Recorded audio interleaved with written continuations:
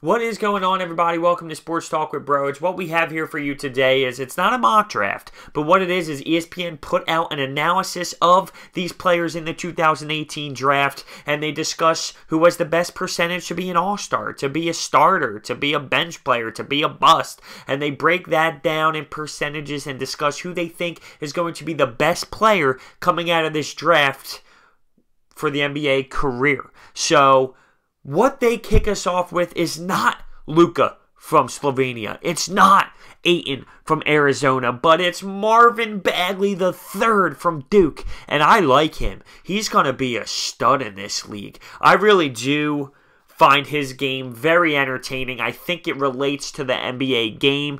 He does slow it down a little bit in college. Obviously, it's going to change big time when it comes to the NBA. They did feed him down low, and he did his thing. He grabs a ton of rebounds. He's going to be a really solid piece to any squad that picks him up in the NBA. But ESPN thinks that he is going to be the best player coming out of this draft. Now, 2-3, like I said, they have Luka over DeAndre Ayton, which is surprising, but apparently this kid is so serious. Obviously did not go the college route. He played overseas, and us Americans, we don't even know what that's like. We're always watching these college players, so we don't even know about these Euros. But the Euros are making a statement in this league. Look at Dario Saric. And obviously Porzingis.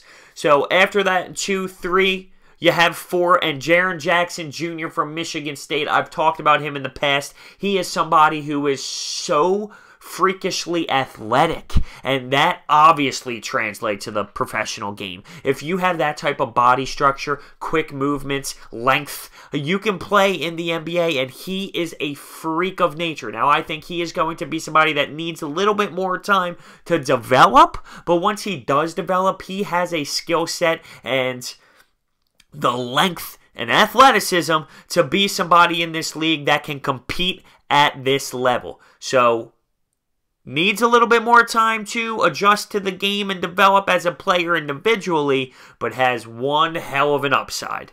Then we move down to 5, and they have Bridges from Villanova, and I want to snag him at 10 because I know how much of a beast he is, and I just feel like he's not going to drop to us. ESPN has him 5 on the list. He is long. He can shoot. He can defend. He can stretch the floor. Keep an eye out for Bridges. He is a serious player, and I want him. I want him on the Sixers. I just don't think he's going to fall to 10. People realize he's a hell of a ball player. I don't think he falls to 10. Number 6, they have Bamba from Texas. Everybody knows that he is going to be solid.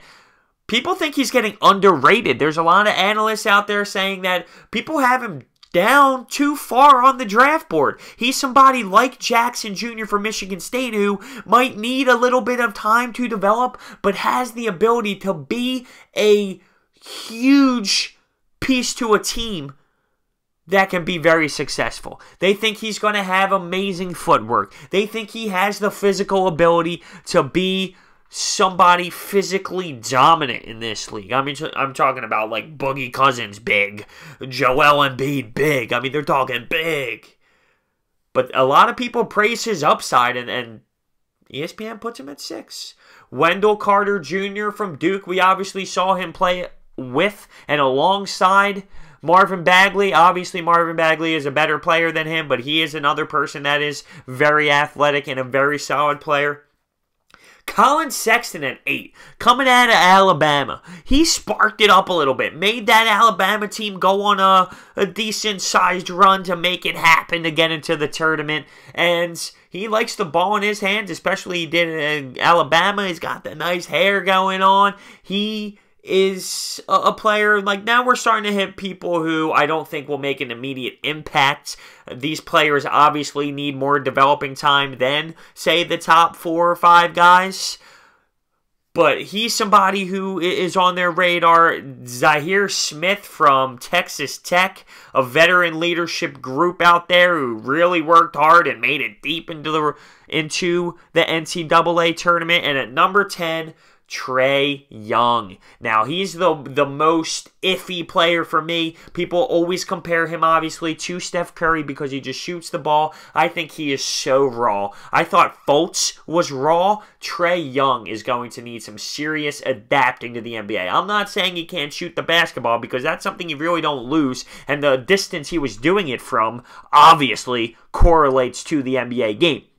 The way the game is played this day and age. Fast pace, up and down. I mean, it is similar playing style to Steph Curry. One, how is he going to be defensively against these other guys, though, as a point guard or a guard in this league? That is something that is going to be iffy. He can obviously shoot the ball. He did struggle a lot with turnovers, though. He struggled a ton with turnovers in the college level. That's scary. And how about this?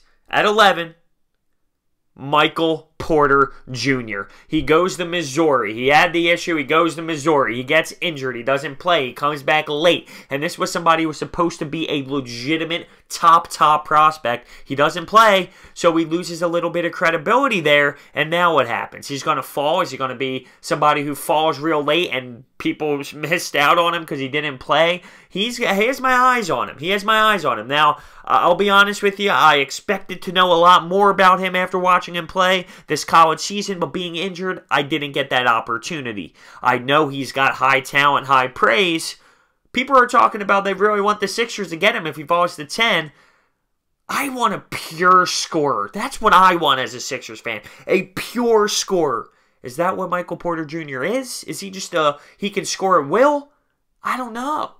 I don't know if that fits what we're looking for. I want a jump shooter if we keep the pick. And I want Bridges. So, that's the top 10, and then I add the 11th in there because it was Michael Porter Jr., and obviously that's a big-time name. I am super excited to see how this draft plays out. It is a Thursday from now. Is it the days are flying by, you know what I'm saying? But it is on that Thursday. Hit that thumbs up button, subscribe, comment down below your thoughts. Thank you so much for watching. I'll see you next time.